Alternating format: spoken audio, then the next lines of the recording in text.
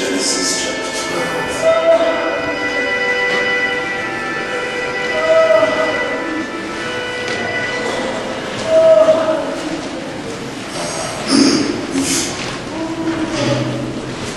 Read these verses over the last 3 weeks.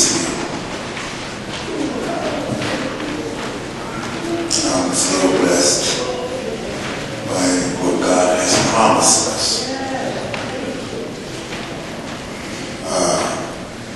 Let's read these first 3 verses together.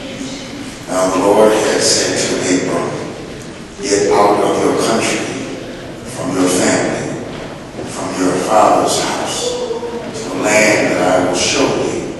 I will make you a great nation. I will bless you and make your name great, and you shall be a blessing. I will bless those who bless you. I will curse him who curses you.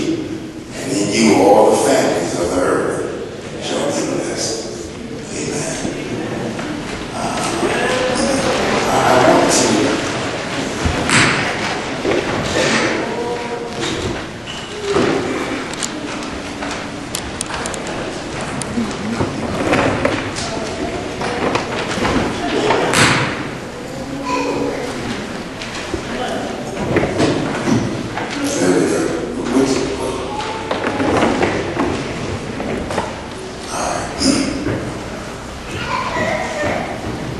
I want to talk to you, continuing this theme, but today I want to talk to you about how to become useful. That is, as opposed to useless. Amen. How can you be useful to God and to your brothers and sisters? Because if you think about it, if you think about the brothers and sisters in the faith that are closest to you, and you were to be honest with yourself, what would your summation be of their influence in your life?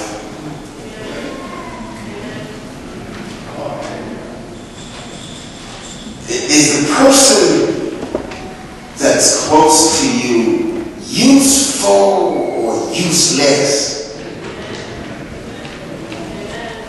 I want you to think about that.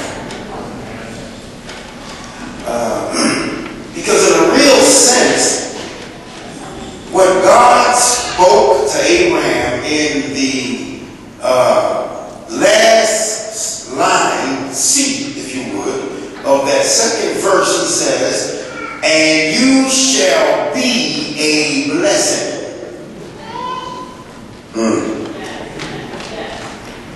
Now, I mean, look at this. Look at this. He says, "I will make you a great nation. I will bless you and make your name great, and what? You shall be a blessing."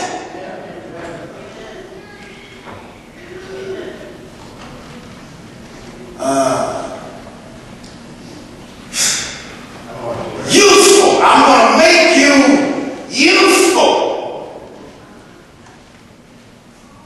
And this is part of the sixfold blessing that God has given to Abraham. He was to be a blessing. You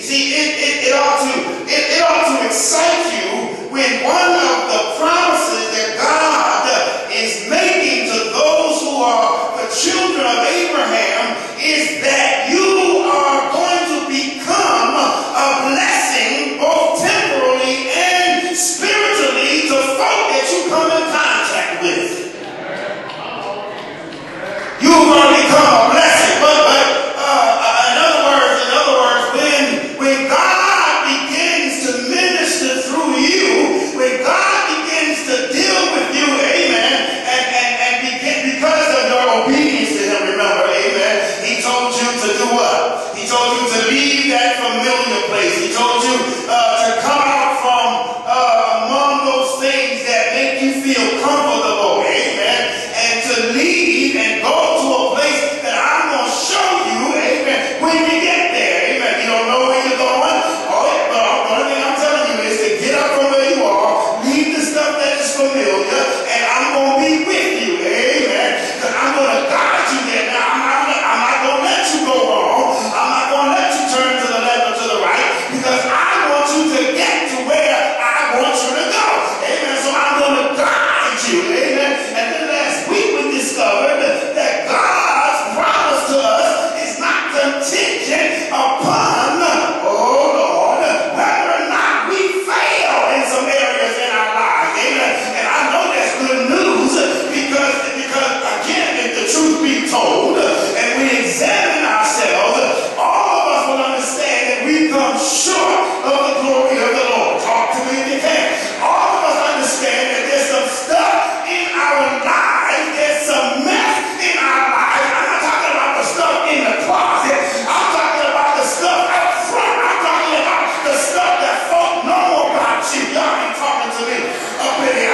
That's the stuff I'm talking about. And God said that my promise to you is not contingent upon whether or not you fail. Amen. Because God understands all of us are going to fall. Amen. Is there witness in the house? I don't want to talk to the holy folk. I don't want to talk to the holy rollers and, the folk that never make a mistake. The people, every day you get up, you feel like God. Amen. Every day you feel like, amen. In fact, we could probably change your name to Jesus and you would be all right with that. And those aren't the folk I'm talking about. I'm talking about the folk that understand just how much you need Jesus. I'm talking about the folk that understand the grace of God in a very real way. Amen. I'm talking about the folk that understand His mercy endures for all generations. I'm talking to the folk that, y'all be talking to me up in here. People that celebrate because God has been merciful to you. Those are the people I'm talking about. So look at your neighbor and say, you can stay right there, because I know that I need the Lord on my side.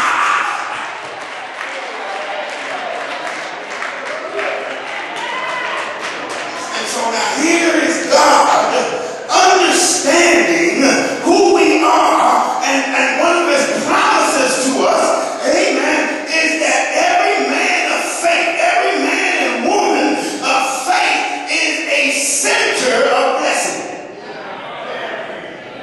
Now let's talk about this blessing thing before I go on. I said every